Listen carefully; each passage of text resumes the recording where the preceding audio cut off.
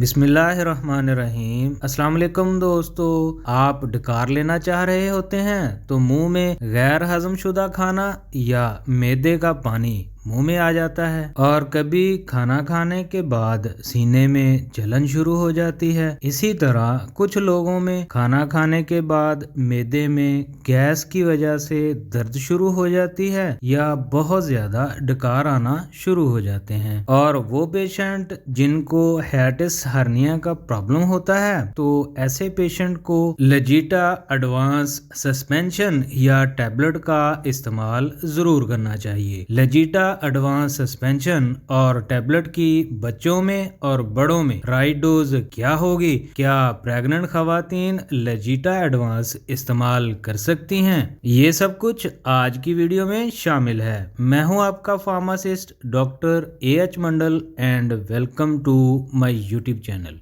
जी तो दोस्तों, लजीटा एडवांस सस्पेंशन या टैबलेट की कंपोजिशन में शामिल है sodium alginate 1 gram, potassium bicarbonate 200 mg। लजीटा एडवांस की कंपोजिशन में शामिल सोडियम एल्जीनेट एक बेहतरीन हाइड्रोजेल है जो पानी को जज्ब करके एक जेल में तब्दील हो जाता है और मैदे में मौजूद मवाद पर एक जेल की हिफाजती तय बना देता है जो तेजाब के असर से महफूज रखता है। इसी तरह पोटाशियम बाइकार्बोनेट तेजाबियत को कम कर देता है। लजीटा एडवांस सिरप और टैबलेट एक शुगर फ्री प्रोडक्ट है, इसलिए शुगर पेशेंट बिना किसी टेंशन के इसको इस्तेमाल कर सकते हैं। लजीटा एडवांस सिरप या टैबलेट प्रेग्नेंट खवातीन इस्तेमाल कर सकती हैं। जी तो दोस्तों, लजीटा एडवांस सिरप और टैबलेट की राइट डोज होगी बच्चों में जिनकी एज